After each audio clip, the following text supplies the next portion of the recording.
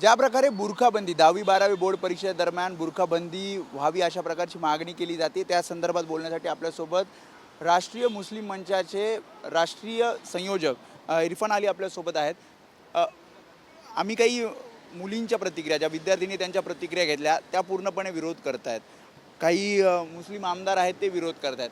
लेकिन मुस्लिम मंचाची काय मागणी आहे? मी तर या निमित्तानं नितेश राणेंचं अभिनंदन करीन की त्यांनी मुस्लिम समाजाबद्दलचा इतका विचार केला. ते कॉपी करू नये, त्यांनी बुरखा घालून कॉपी करणार नाही त्याची काळजी त्यांनी घेतली. त्यामुळे मी त्यांचं खूप अभिनंदन करतो. आणि ते एका अर्थानं या लाईनवर पण चाललेले आहेत की बेटी पढाओ बेटी बचाओ बेटी पढाओ.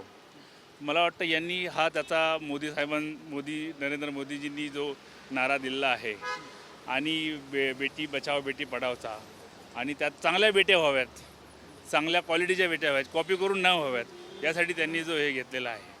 पण याच्यामध्ये सरकार वेगळा, मी हे न्यूज त्यांचे हे ऐकल्यापासून वेगळ्या लोकांशी बोलतो आहे कॉलेजमध्ये, तर सगळीकडे व्यवस्थित चेकिंग होते, व्यवस्थित सगळं पाहिलं जातं, कॅमेरे असतात.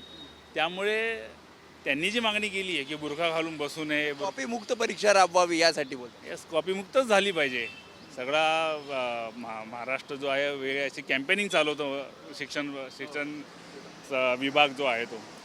पण त्यामुळे त्याला रिलिजियस अँगल त्यांनी आणू नये असं आमचं मत आहे. आणि त्याच्यामुळे मुलींवर येणारं जे प्रेशर आहे, 10वी-12वीचे मुलं ऑलरेडीच प्रेशरमध्ये असतात आणि त्यांच्यावर हे आणखी प्रेशर आलं की अरे आता काय करायचं, आता हे असं होणार आहे का, तसं होणार आहे का.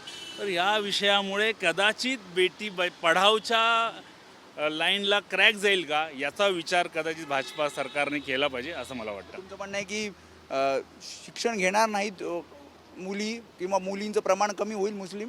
अशा प्रकारच्या वेगळ्या गोष्टी झाल्यामुळे उगाच अननेसेसरी लोकांना वाटेल अरे काय होतं आहे, त्याच्यामुळे शिक्षण घेणार नाही असं नाही होणार आहे. पण एक्झामच्या आत्ताच यावेळच्या मुलींचं असं होईल, आत्ताच एक्झाम आहेत थोड्या वेळा काही दिवसांनी, त्यांना वाटेल अरे अननेसेसरी त्यांच्या माइंडवर प्रेशर असेल आणि अशा गोष्टी एक्झामच्या वेळेला काढणं. विरोध करणार पूर्णपणे? हां, आम्ही विरोधात आहोत असं बोलण्याच्या विरोधात, की काहीतरी अननेसेसरी काढायचं आणि याच्यामुळे मुलांचं नुकसान होईल, त्यांच्या भविष्याचं नुकसान होईल. त्यांनी असं बोलल्यामुळे त्यांचे मार्क्स कमी होऊ शकतात, त्यांना प्रेशर होऊ शकतं, सायकोलॉजिकल प्रॉब्लेम होऊ शकतात काही जणांना. त्यामुळे अशा प्रकारच्या गोष्टींचं त्यांनी थोतांड मानलं नाही पाहिजे असं आम्हाला वाटतं. त्यामुळे ज्या प्रकारे मागणी नितेश राणे यांनी केलेली आहे त्या मागणी संदर्भात मुस्लिम मंचची ही प्रतिक्रिया आहे. त्यांचं म्हणणं आहे की आधीच 10वी-12वी बोर्ड परीक्षेचं विद्यार्थ्यांना टेन्शन नसतं आणि त्यामध्ये अशा प्रकारे मागणी करून आणखी टेन्शन हे विद्यार्थ्यांचं वाढवलं जात आहे. कॅमेरामॅन सचिन शिंदेसह मी वेदांत नाईक, एबीपी माझा, मुंबई. एबीपी माझा, उघडा डोळे बघा नीट.